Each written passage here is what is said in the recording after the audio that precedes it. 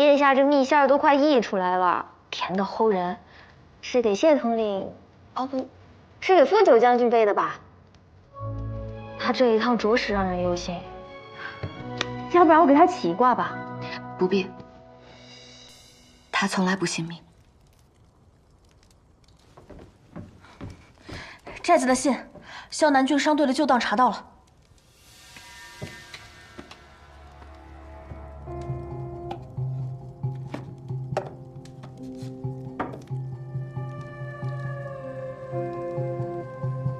果然，魏家村大火前3月，这支商队曾接到6次。殿下怎么突然查多年前的旧案？阿九查到，魏家村大火因火油而起，火油很可能是朔漠借萧南郡的商队运送。从这旧档来看，萧南郡商队接到6次，每次运送的货物却寥寥可数，这根本不像是一个正常做生意的商队应该有的样子。一定另有所图。图什么呢？魏家村除了几十口村民，就剩周遭这荒山野岭了，能有什么是他们要图的？看来阿九说的没错，朔漠勾结萧南郡火烧魏家村，目标其实就是苍木寨。确切地说，是我娘。揭开我娘朔漠女将的身份，就是对付我阿爹最好的武器。一旦事情暴露，边军军权必当易主。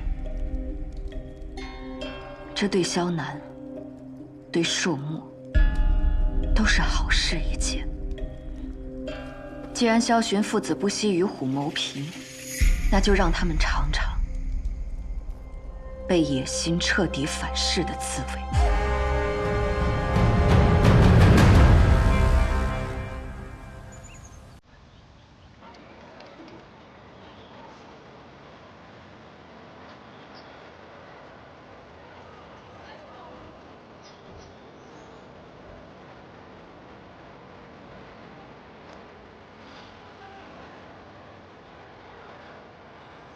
为何要约在这儿？因为阿昭有好多话想跟你说，但长公主不方便，多放了1糖，更甜。你做的？嗯。那不吃也很甜。阿九竟也学会说情话了。我会的，比殿下知道的更多。不许不吃，连夜做的呢。第一次见你穿铠甲，当真少年将军，英姿勃发，怪不得云中郡的女娘说你好看呢。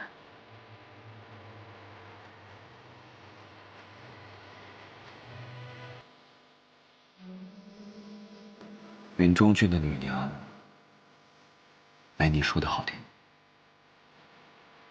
长得没你好看。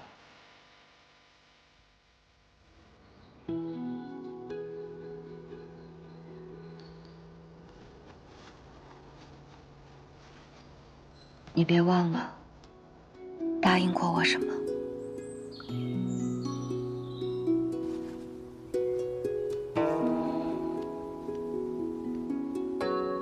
忘不了。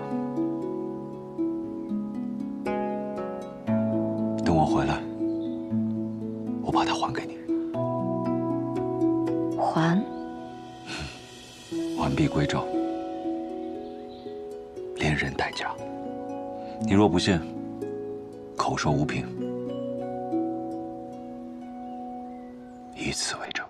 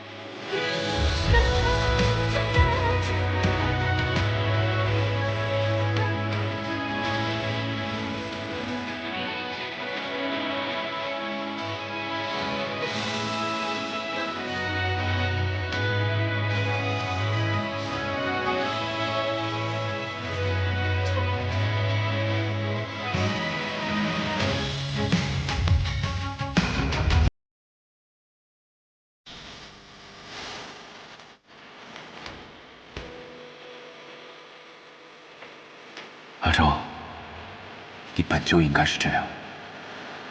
皇上守天之上，而我只需倾力夺取。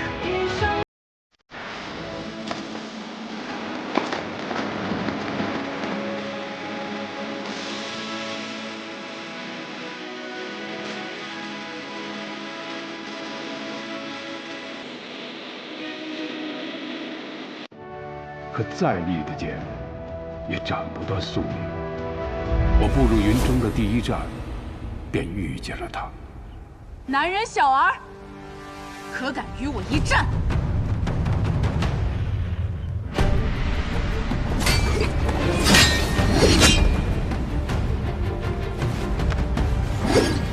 朔漠女将军阿兰若英，后来在荒丘。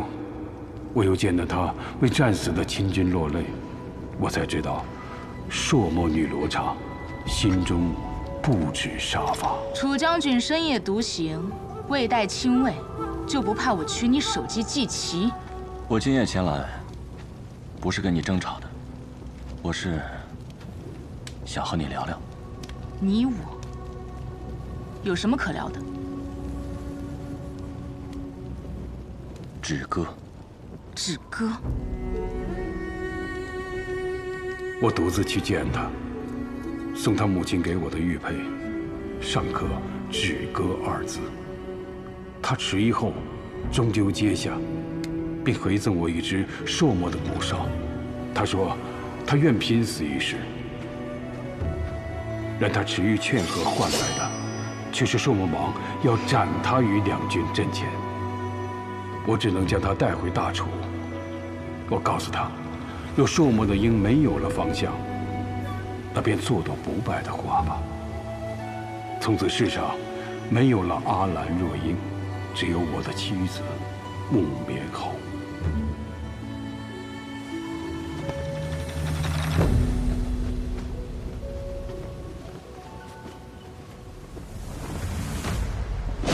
直到楚都的圣旨传来，我的君王要我亲手了断自己的誓言。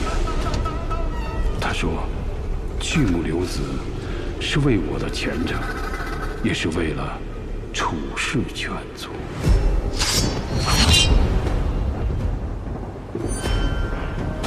你要做什么？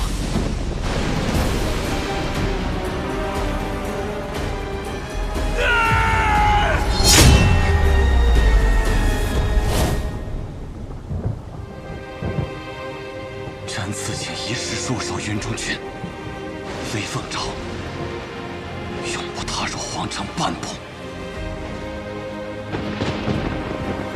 那一刻我才懂，最锋利的剑斩不断帝王心术。我终究无能，只能用一场剿匪，将他深深藏进藏木寨。传捷报！贼首木棉红跳崖自尽，当场伏诛，以告皇恩。你出生那日，他精神唤你楚州。他说：“愿你长大之后，这世间再无战火，每天都能平安地看到太阳升起，朝如初阳。你呀，你便叫楚昭吧。昭昭啊，你要无忧无虑地长大。如果以后有人问起你的母亲，你便告诉他们，你的母亲生活在楚都，琴棋书画样样精通。她虽然不能陪着你长大，但是她比谁都爱你。老张，这就是你要的档案。阿爹在说什么胡话？这又是哪里听来的话本子呀？一点都不精彩。阿爹以后不要再讲了。阿爹没有骗你。我娘是楚都贵女，是大家闺秀，不是什么说墨女将。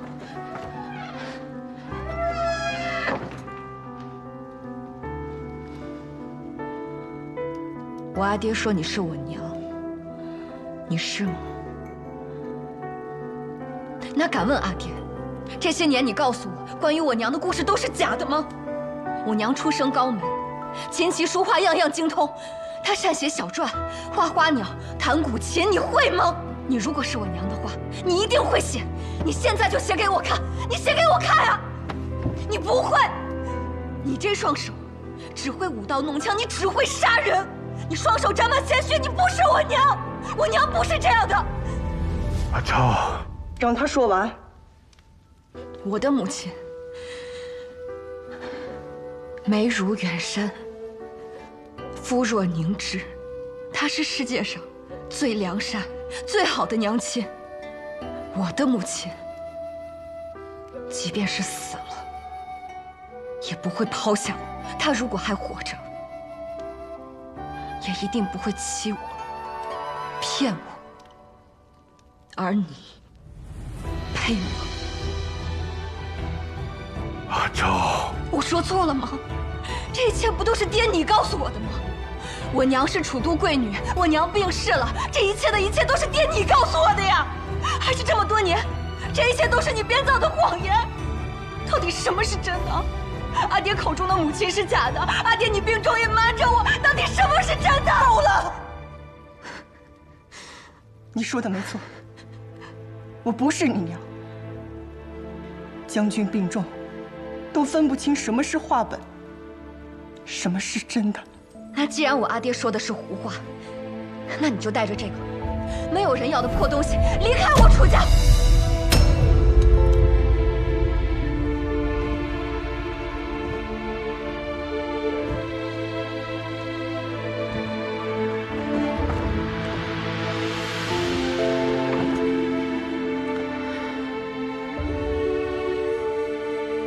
你这是何苦啊？她现在不光是你楚灵的女儿，更是大楚长公主。她的母亲不能是一个硕魔人，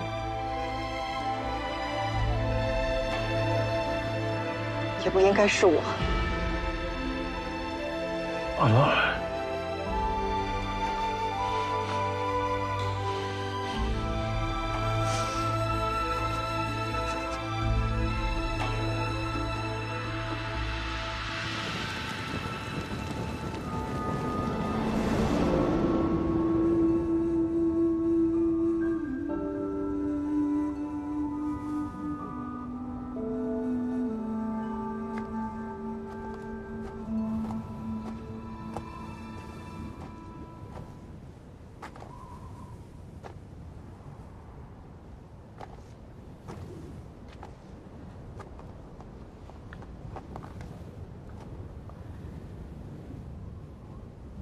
他凭什么替我决定该怎样活着？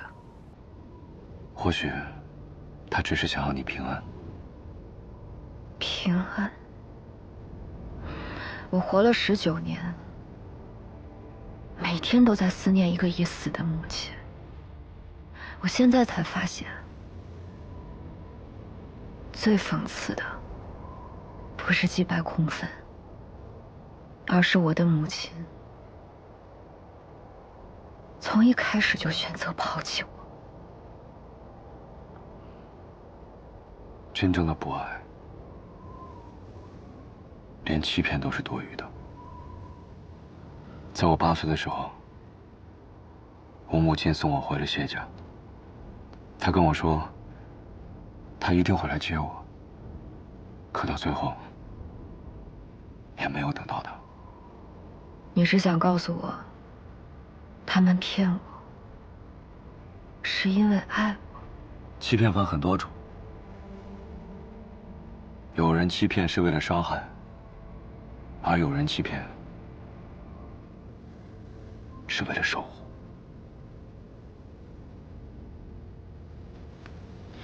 可我需要的是真相。我不需要以欺骗为名的守护，我也不想永远做一个被保护的弱者。19年，他们骗了我19年。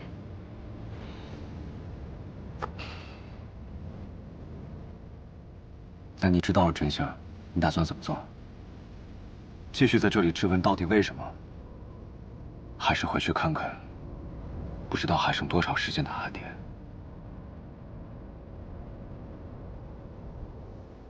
阿成，信任不是用来纠结对错的。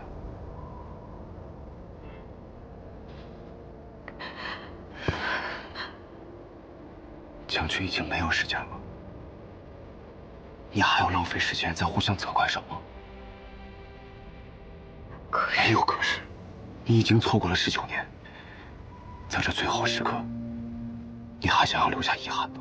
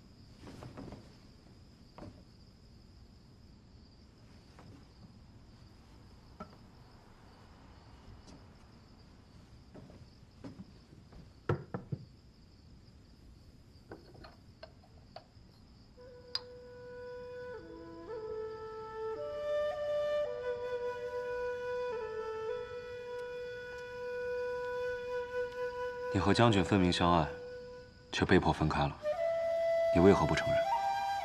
我们相爱过，但阿昭不能有一个朔漠人的母亲，就如同楚灵不能有一个朔漠人的妻子。你若真为他们父女着想，就别再追问这些。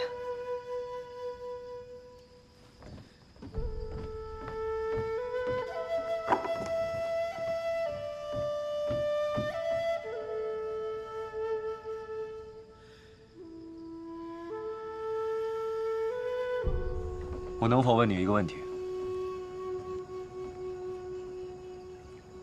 你可曾后悔过？后悔什么？后悔当年离开了他，让他以为自己没有娘亲，深留遗憾的长大。有些事不是后悔就能改变。可是现在呢？此时此刻，他就在里面，崩溃。绝望，你真的忍心吗？我能做什么？承认自己的身份，让他背负敌国血脉的耻辱，还是让他寡尽一身尊荣，跌入万人唾弃的深渊？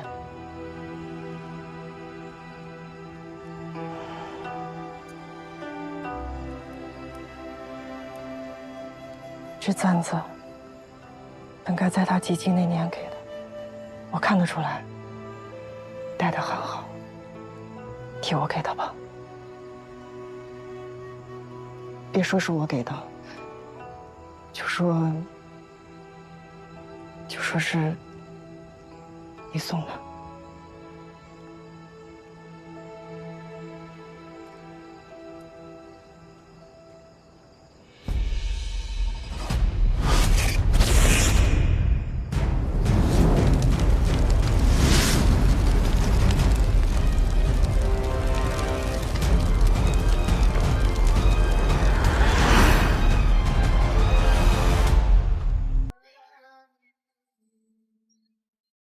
上一世，安平之乱发生在25日后，我和萧玄下月初8的大婚。当日，若婚礼办不成，太子和三皇子是否就不会一起毙命，安平之乱也就不会发生。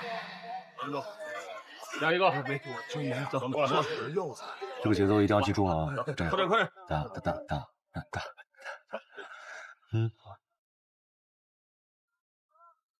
是他。傅九，怎么还未回边郡？在下奉将军之命，护送娘子的嫁妆。待礼成之后，自然会回边郡。那你可否带我离开？现在就走。在下只听将军之命。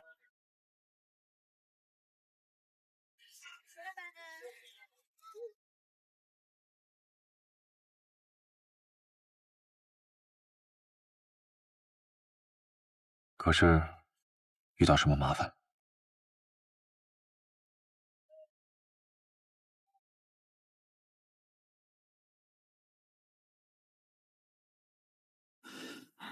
不是。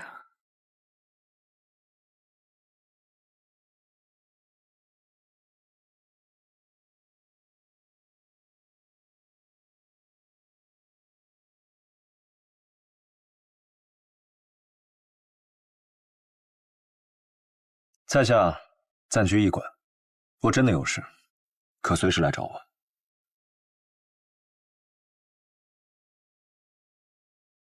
娘子，您这是怎么了？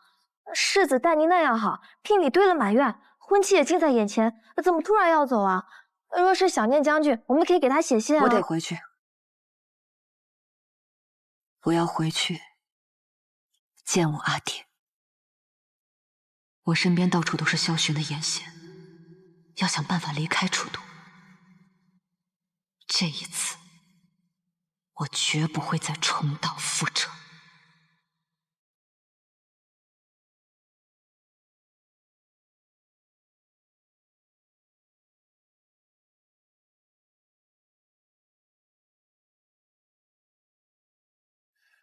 谢燕来化名傅九，现为楚家舍人，已经到了楚都。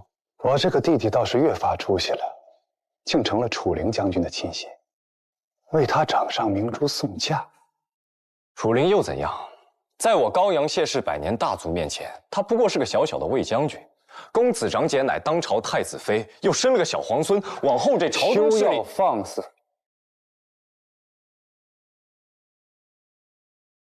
我谢家祖上虽有幸出了几位宰辅，但始终游离在楚都权贵之外。5年前我称病告假回高阳老宅，也是为了让陛下宽心。你倒好，在我身边这么久，还没学会谨言慎行。是属下失言，公子恕罪。我只是担心，谢燕来在楚灵身边待得太久，会对公子您生了二心。 5年没有好好管教，兽爪与獠牙难免要露出来。待他回来，拔了牙，断了爪，便也就乖了。我养的狗绝不会叛主。倒是这位萧世子，大婚在即，我们倒是可以去讨杯酒水喝。世子。 叶县来报，谢艳芳正在整顿车马，看起来打算出门。谢艳芳自5年前便称病告假，一直待在高阳。高阳离楚都很近，他打的便是随时可以回楚都的主意。当年楚灵被贬关外，谢家摘桃子摘得顺手，3公6卿之中安插了不少自己人。如今见太子和3皇子鹬蚌相争，莫非也想来学咱们？ 当渔翁，想当渔翁，哪有那么容易？志廷啊，我心中有一事不明。你说，阿昭他为何会对我态度骤变？是不是旁人走漏了什么风声，让他知道了什么？属下对世子忠心不二，绝无背叛。罢了，你起来吧，我相信你对我的忠心。本既出此变故，我们的计划便不能再当了。明日便借三皇子之手除掉太子，太子薨逝，三皇子必反。届时我再扶危定乱。只是阿昭会是个变数，恐怕夜长梦多呀。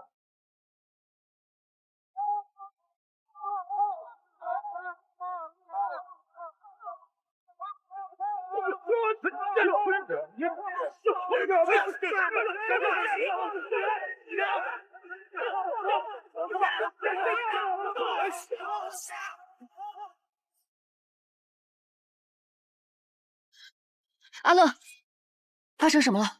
听说三皇子谋害太子，起兵造反了。宫变分明在下月初8大婚当日，为何会提前发生？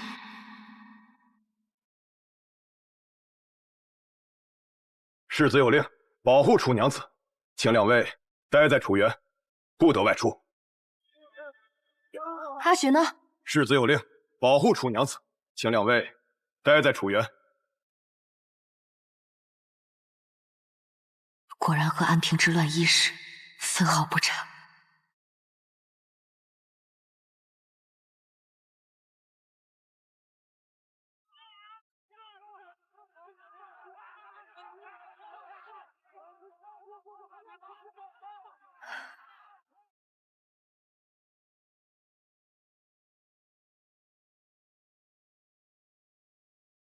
启兄楚兰，安平元年，镇杀皇长孙。娘子，怎么了？快跑吧！阿乐，去驿站找傅九，带他来找我。那您呢？我去救皇长孙。娘子，现在保命要紧，哪还顾得上什么皇长孙啊？若皇长孙真的死于伯父之手，秋后算账，楚家一个都逃不了。阿乐，快去，快去啊！好。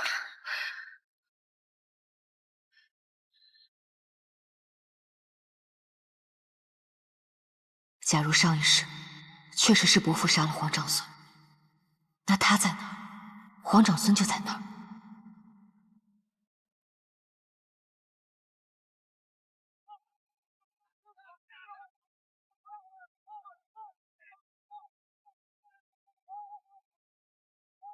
原来杀小皇孙的，竟当真是伯父。看来他早就被萧薰收买了。所以毒杀太子，缉拿三皇子，谋害小皇孙的都是萧薰，他才是安平之乱的始作俑者。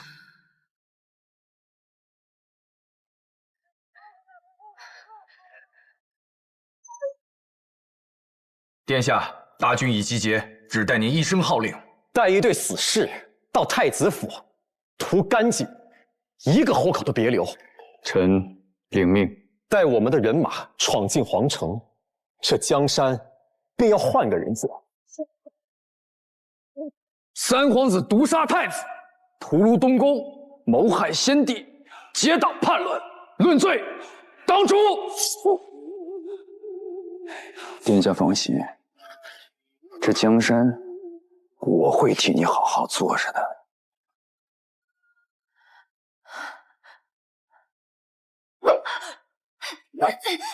别怕，我是楚昭，魏将军楚灵之女，你们跟我走。你住口！萧薰屠尽东宫罪大恶极，你是他的世子妃，定与其沆瀣一气，休有在这里装模作样。我虽与萧薰有婚约，但我楚家只忠君。你们在生死关头来到楚园，定然也是相信这一点的，对吗？陛下吩咐老奴护好皇长孙，如遇危难，就到楚园来找楚兰。如今楚先生呢？伯父身体不适，晕倒前让我立即来带你们走。我的父亲楚灵是陛下最信任的人，如今楚园外有萧薰爪牙窥伺，内无坚甲厉兵，若是坐以待毙，只能对逆贼摇尾乞怜。此时若突围，才有一线生机。如今楚园都不安全了，我们还能去哪儿啊？你一个女子又能带我们去哪儿啊？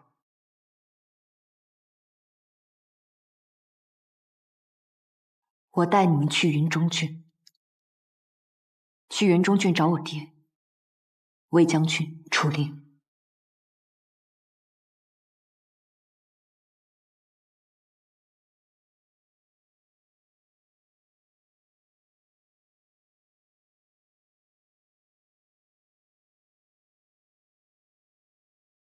傅公子，傅公子，如昭何在？杨子说去救皇长孙，可这园里怎么都找不到他人，定是往外逃了。所有人随我来，寻楚昭。我也去。你留在这里，我带不动为准。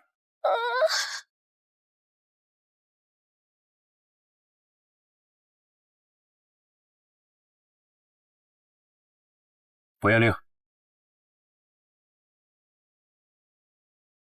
半个时辰后，你安排人把这个放了。走。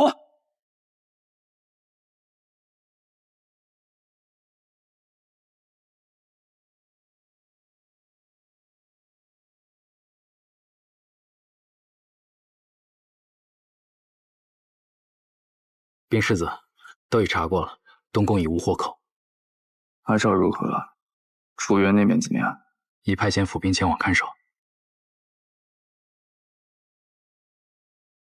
王嫂，希望你和阿宇早日见到太子，一家团聚。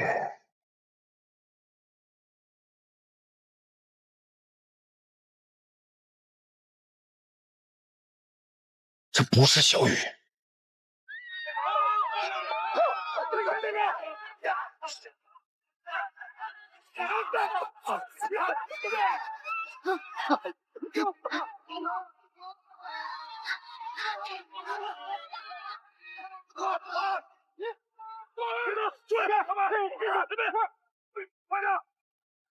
小殿下放心，我父亲派了一队人马来送驾，我已通知他们来救我们。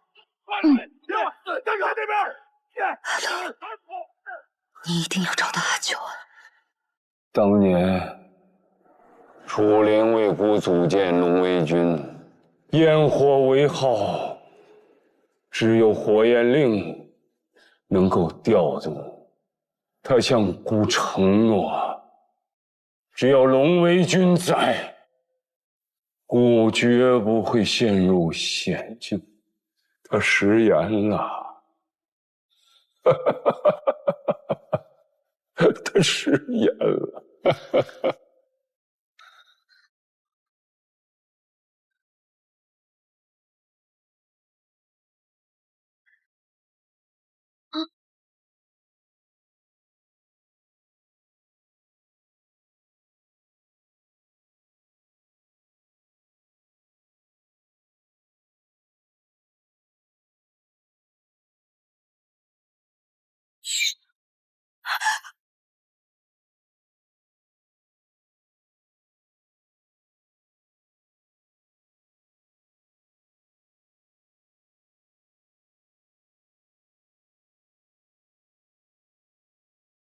世子妃为何不安心待在楚园？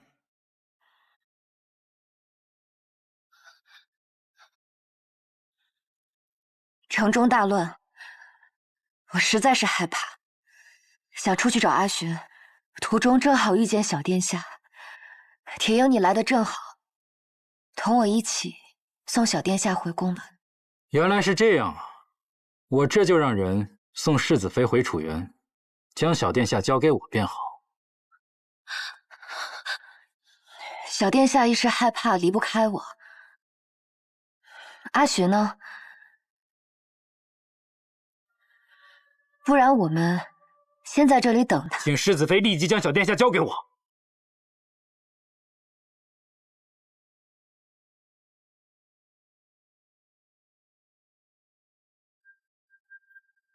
请世子妃交出小殿下。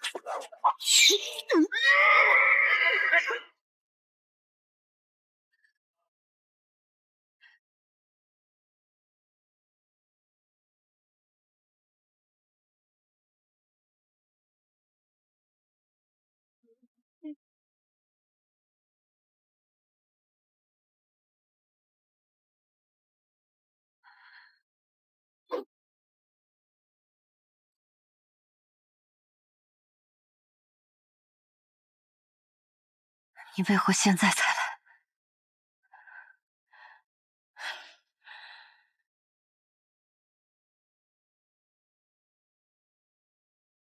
楚昭，跟我走，我带你回云中郡。撤！等等，我收到的军命里没有等，将军只是让我将你活着带回云中郡。姐姐，你要走了吗？你不送我回宫找皇爷爷了吗？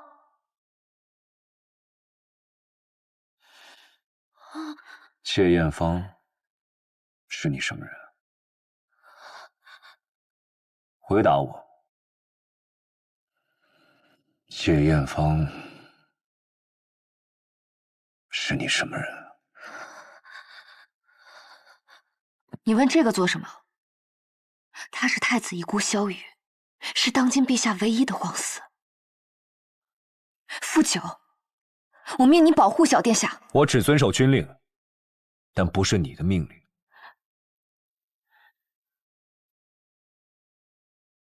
把小大爷骂过来了。你做什么？我只是奉命带你走，其他人我管不着。那小殿下，若这小孩真的是天命所归，那他怎么样都不会死；但若不是，也不用枉费性命救他。你们留在这里保护他。是。姐姐。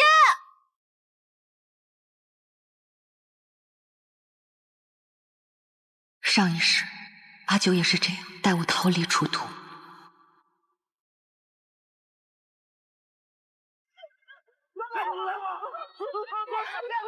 停下，放我下去！我要去找阿玄。我奉将军之命，要将你安全的带回云中郡。我奉将军之命，要将你安全的带回云中郡。撤！不能让将军坐上皇位。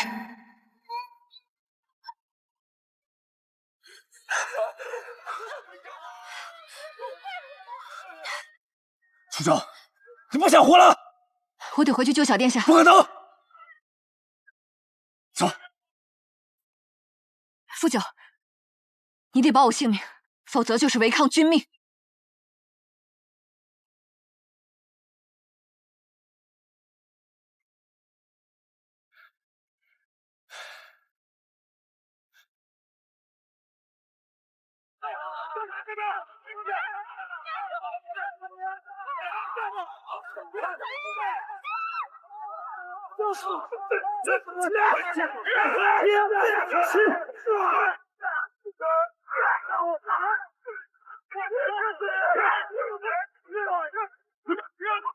这边，快！这边！姐姐。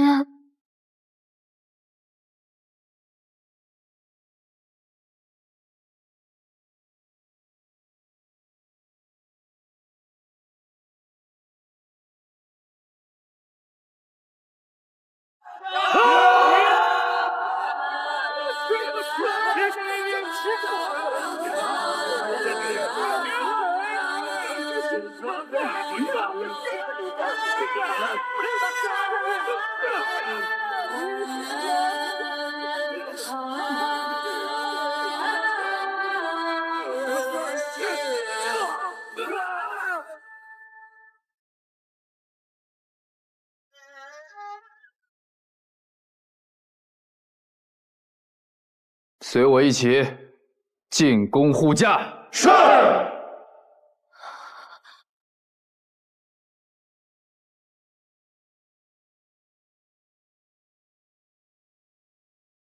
人越来越多了，怎么办？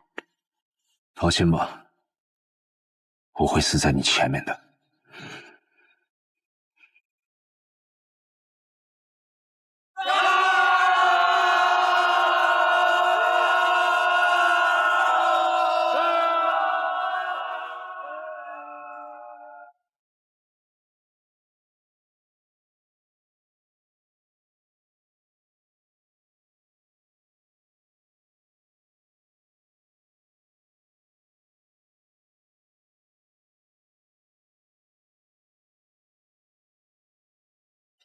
他来了。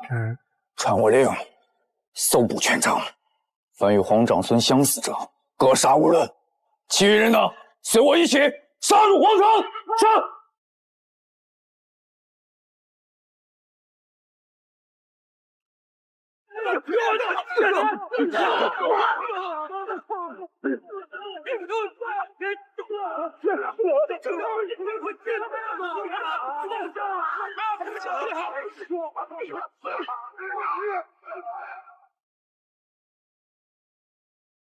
敢问是谁释放的火焰令？我放的。我们龙卫军自成立开始，到现在已经有10几年了，我还是第一次见到火焰令。所以我父亲不仅是边军的将领，还是这支神秘队伍的统帅。原来这就是老头说的龙威军。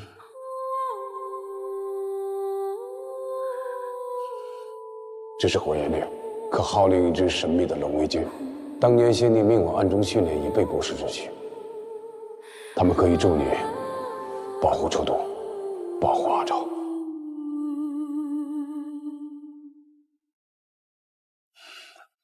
既然有了龙威军在，那离开楚都便容易了一些。上一世，萧巡领兵逼宫，火焰令没有燃放，龙威军一事也从无人知晓。这一次，龙威军便是我阻断他登基的筹码。斥候何在？在。速去探路，尽量避开萧南王的人马。其他人和我一起冲出城去。不，既然有了龙威军，那便不需要离开楚都了。你要去哪儿？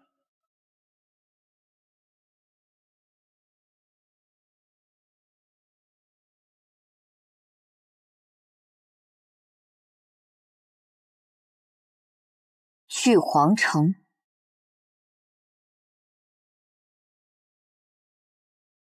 陛下，太子已死，3皇子殒命，萧南王世子很快便会进攻胡家，还请陛下早做打算。我这个弟弟从小就很能忍耐啊，如今他倒是也忍不下去了。你说我这个皇位该怎么传才好啊？陛下心中继承大统的人选是萧南王，还是世子？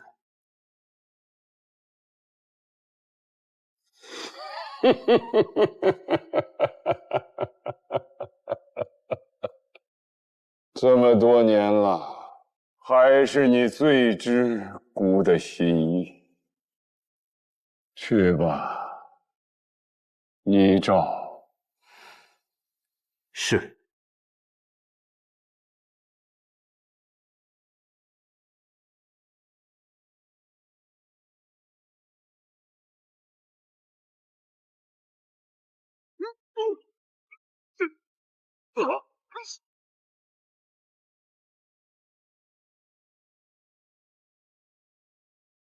我等护送皇长孙殿下回宫，速开城门。此人假冒皇赐，罪大恶极，听我令，格杀勿论。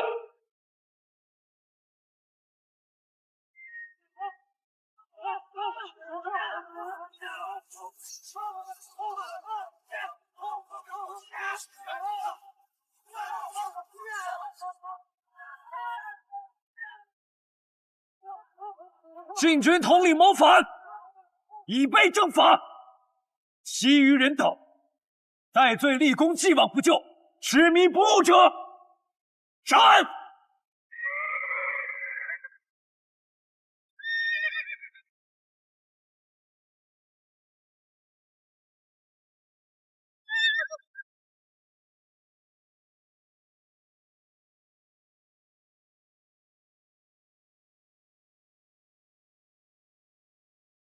吁！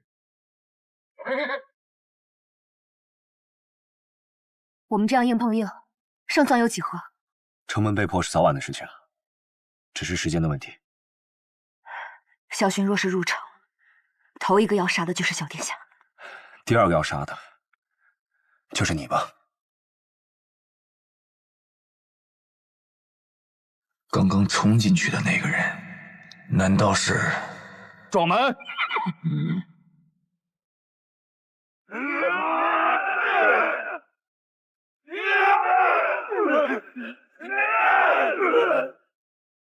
知道了。总要试一试。好，君命为凭，死守城门，至死不渝。联络做成你，眼角风雨。阿九，保重。谈命运，指尖终身如玉，黄沙淘尽。旧梦醒，跳脱着将军说过，城门若破，不配为师。今日就算是死，也要给我死在城门下。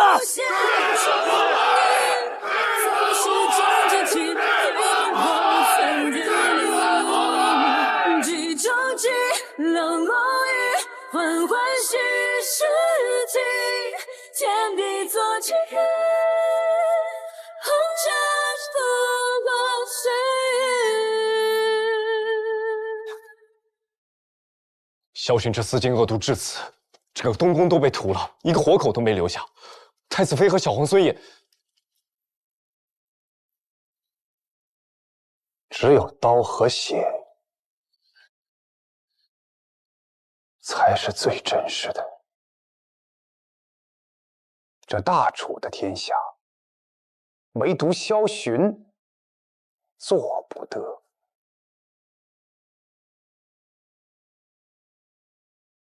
杜妾集结兵马，随我进京。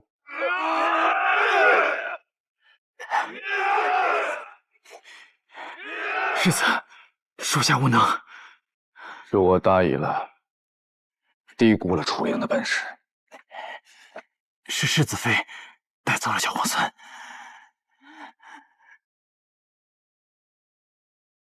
阿昭，你果然是知道了什么。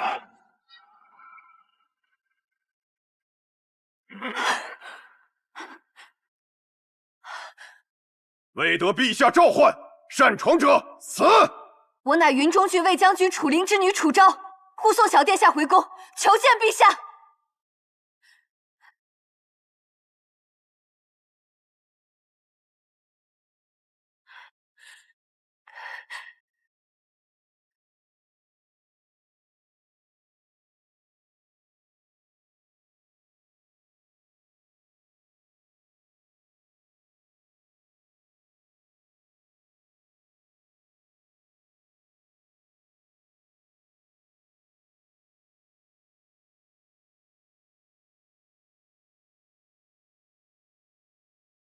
邓毅，楚娘子认识我？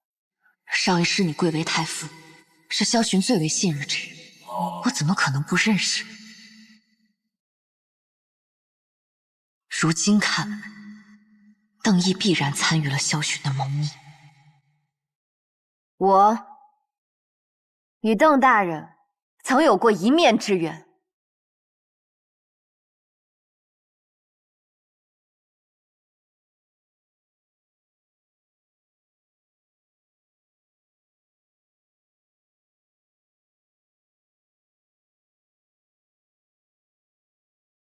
臣邓毅见过小殿下。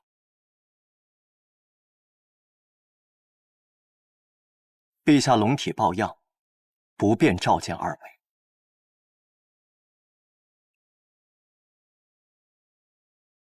邓大人这笔偏得厉害啊！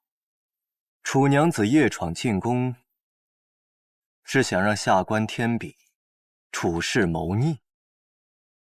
萧巡许了你什么？酒席，还是从龙守宫？如今太子遗孤在此，邓大人觉得是保个叛党继位的从龙守宫名头好听，还是辅佐幼主的中兴元勋更青史留名？大人以为萧世子登基后会留一个知道他挑起皇子争斗、逼宫夺位的史官？但若是小皇孙登基，大人便是从龙元勋位极人臣，这史册里的每一笔都由您说了算。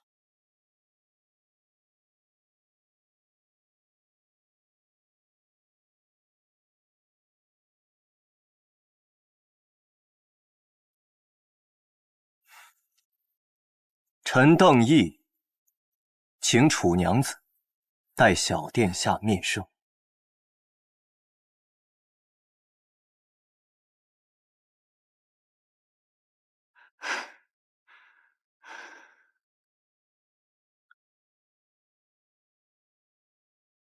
小殿下，姐姐，我叫阿雨。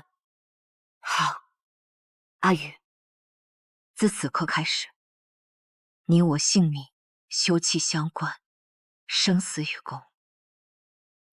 我父亲是陛下最信任的人，而我愿意成为你最信任的人。姐姐永远都是我最信任的人。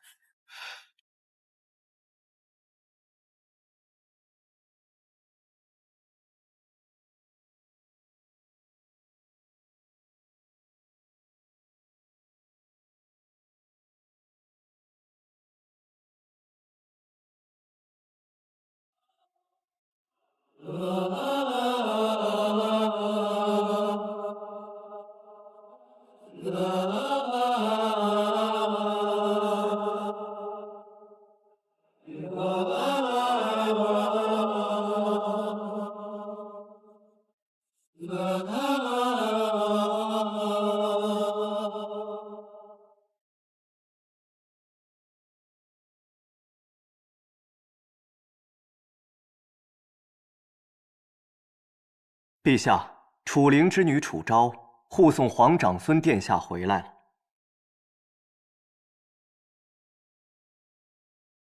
云中郡卫将军楚灵之女楚昭叩见陛下。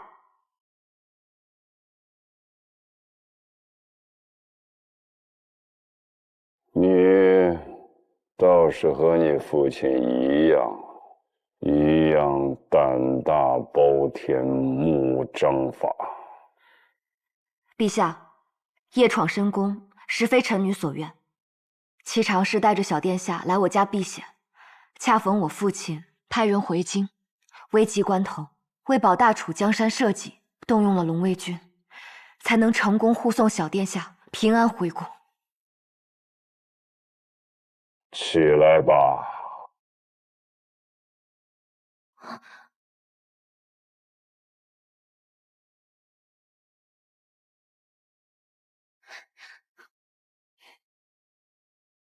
皇祖父，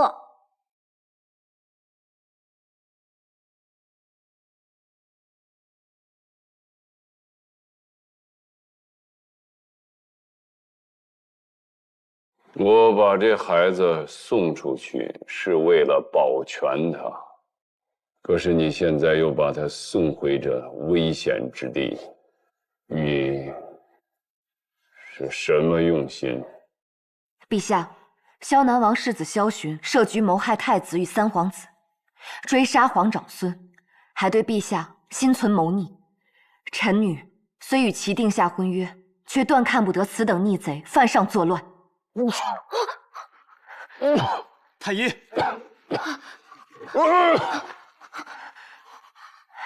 阿玉别怕，你皇祖父不会有事的。若是陛下现在驾崩，非但我阻不了萧巡，定会被他诬我闯宫弑君。那这一世，岂不是又要前功尽弃？撑不住了，快带楚娘子走啊！你有这军令牌，他们不会拦你的。你们顶住！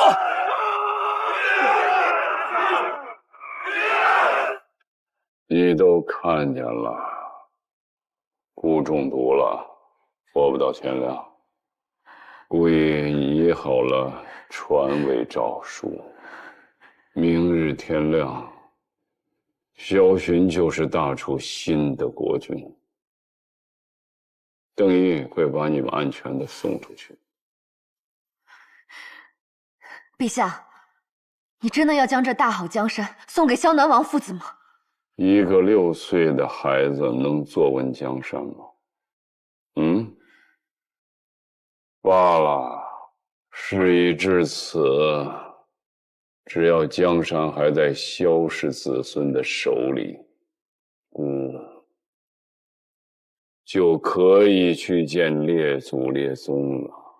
可是陛下，小皇孙若是去了边郡，我父亲又该如何应对？难道为了保他，要裂土封疆，与新帝对抗吗？你父亲手下的20万边军不要参与此事，只要有遍布各地的龙威军就行了，足以保证他的安全。陛下，无论我父亲是否愿意，他都会与新帝成对抗之势。陛下既然相信我父亲能在边郡护住小皇孙的平安，那为什么不相信他能够保小殿下坐稳这江山呢？你父亲最不愿意做的事情，就是替孤守住江山。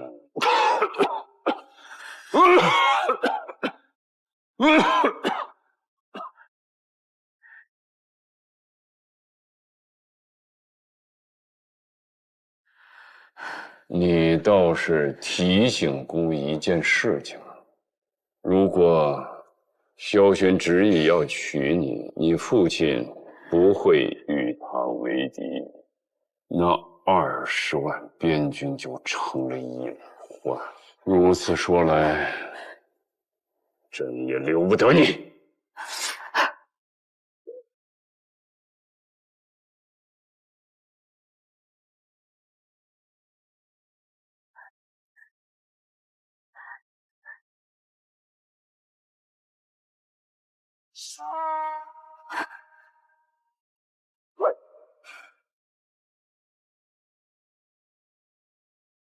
我受君命所托，谁杀主昭，我便杀了谁。大胆！你竟敢犯上作乱，不怕诛你的九族吗？求之不得。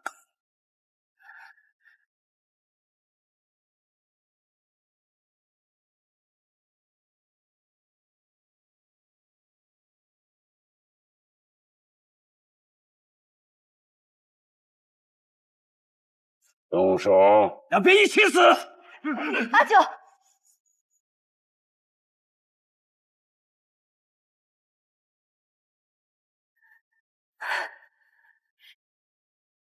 陛下，请让我做小殿下的姐姐。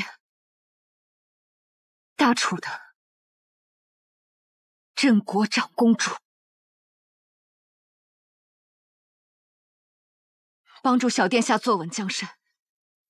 辅佐小殿下。你说什么？我知道，陛下您在前底游历江湖时，曾与我的父亲一结金兰。我当了长公主，我父亲就不仅仅是臣，也是小殿下的亲人。所以从此以后，20万边军和各地的龙威军，也是小殿下和我的守兵。所以。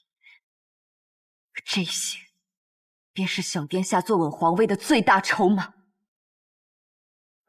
虽然要死了，但是依然可以用最后一口气杀了你们这对随时危及皇权的妇女。那陛下为何不用这最后一口气，为大楚留一线生机？萧巡若继位，民心不定，世家必反，内忧引外患，朔漠必犯。到那时，大楚的百姓陷入连年战火，社稷基业毁于一旦。敢问陛下九泉之下，可安心，可甘心，可有面目去见萧氏的列祖列宗？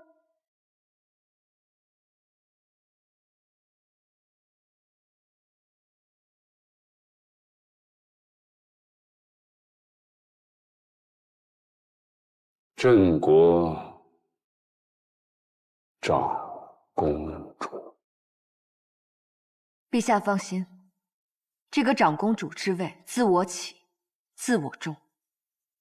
我楚昭一日为长公主，便一日不成亲，不生子，不让长公主之权旁落任何人，也不印记任何人。如有违事，等同谋朝篡位，大楚上下人人得而诛之。臣女这双手，自能持刀退敌，也能斩断所有攀向封印的姻缘藤蔓。臣女要的是100年后史书公笔写：大楚镇国长公主楚昭，终身未嫁，死后与父楚灵的钟骨永葬边关。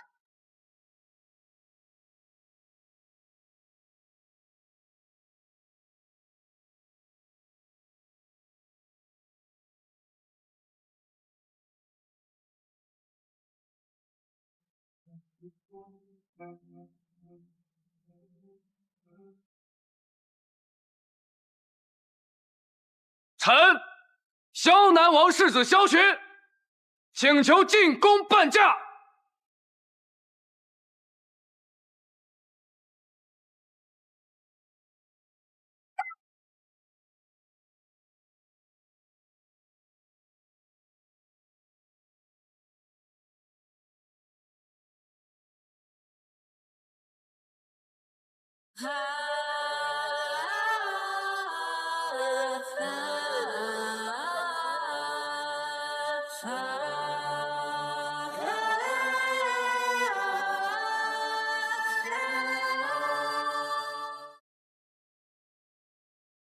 三皇子萧柱行逆弑兄，屠戮楚都，妄图篡位，天理不容。三皇子萧柱废为庶人，其母族赵氏满门抄斩。萧南王世子萧寻护驾有功，为我萧氏皇族表率。萧世子，请接旨吧。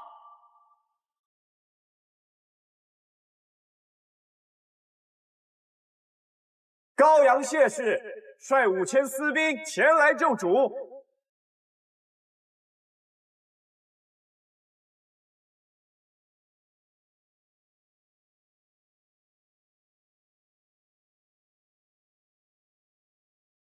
是他。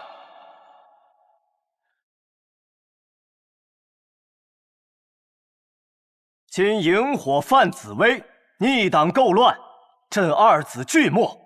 幸有魏将军楚灵之女楚昭英勇聪慧，持刀御马护皇长孙于万仞之中，此诚存我萧氏宗庙血石之功。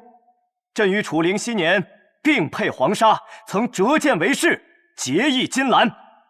为国朝之永固，朕决意传位于皇长孙萧雨。